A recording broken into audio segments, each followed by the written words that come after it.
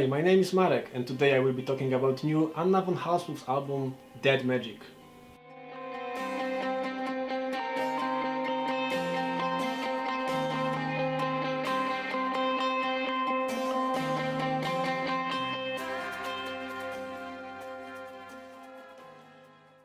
Anna Von Hausswolff is a Swedish organist and songwriter. She is a daughter of Carl Michael von Hausswolff, also very innovative and interesting artist and composer. Her music has been often described as a funeral pop, and as catchy and intriguing as this label sounds, it gives listener the idea of an atmosphere encompassing her music. Like in opening song, The Truth, The Glow, The Fall, which works perfectly as both introduction and invitation into the world created by Anna and her band, starting with enchanting organ melody and strings, patiently establishing the mood. It's not yet so dark and haunting as it will quickly become later on as we dive deeper into Dead Magic, but in the third part of the track, organs comes back with more ominous and omnipresent feel to them, like something sinister can be felt in the air.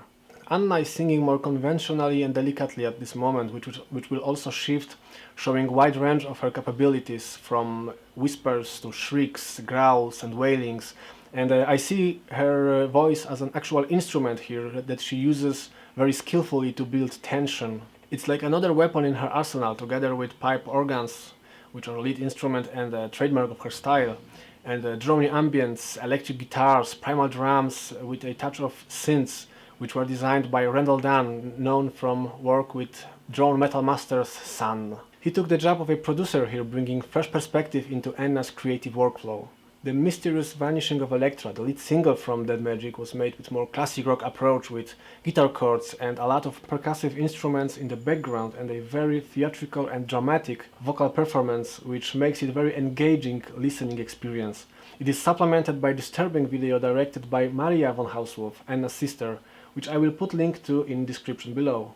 Track number 3, which is the highlight of this album and Anna's most ambitious effort so far, Ugly and Vengeful. It begins with spacey ambience serving as a slow build-up before being joined by distorted guitars and drum hits, reminiscing a little bit of a heartbeat as they start slowly and speed up over time, giving the feelings of nervousness and fear as if you witness something that you shouldn't have seen. At least that was my impression. Haunting and very intense finale is achieved with organ arpeggios appearing in the third part, paired with demonic wailings and emerging creepy synths. Ugly and Vengeful could be a perfect fit for a soundtrack to a movie like The Witch, which also describes other parts of these records, as it does have this soundtrack and illustrative music qualities to it, with a lot of build-ups and very spacey soundscapes. After such a thrill ride, we get the Marble Eye, with the pipe organs again in the forefront. This is the only instrumental track on Dead Magic, and it allows us to catch a breath after incredibly tense finish of the last track. It is much lighter in tone, but it is still mystical enough to fit the vibe of this entire record. In a way, it reminds me of her 2012 album Ceremony, which I also highly recommend. It is one of those rare musical gems that you stumble upon while clicking on one random artist after another on YouTube until you find something truly special. On the last song on the album, accurately called Resurrection of the Source, we get the ending this album really needed, with gentle soundscapes and string section. While lacking any drums, it is carried by delicate voice of Anna, contemplating, embracing new morning and awakening of a new self. It is a very cathartic moment of the journey, which Dead Magic certainly was. This is the kind of music that engages senses and imagination in a big way. It evokes certain images in the listener. The aura of her music is so very much her own, with a visible footprint of her vision and personality. Sometimes contemplative and meditative, at other times haunting and terrifying, but also very spiritual and organic. She is often compared to Kate Bush, Swans or Diamanda Gallas as a more obvious sources of inspiration, but I also noticed that she achieves similar atmosphere to Zola Jesus, even though she uses different tools to express it, but you can find sinister and darker vibe also on Okovi by Zola. As a way to promote this album, Anna chose a quote from Swedish writer Walter Ljungqvist.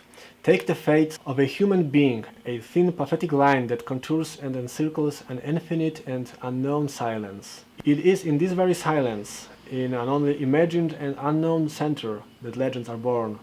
Alas, that is why there are no legends in our time. Our time is a time deprived of silence and secrets. In their absence, no legends can grow. With today's standards set by music industry, there is a lack of certain magic in music and art in general. Everything is simplified and easily digestible, and albums like this are a perfect remedy for mainstream mediocrity. The biggest praise that I can give that magic is that it leaves me a certain feeling and emotions every time I listen to it. Like I experience something truly otherworldly and mystical, and albums like this will always have a special place in my heart.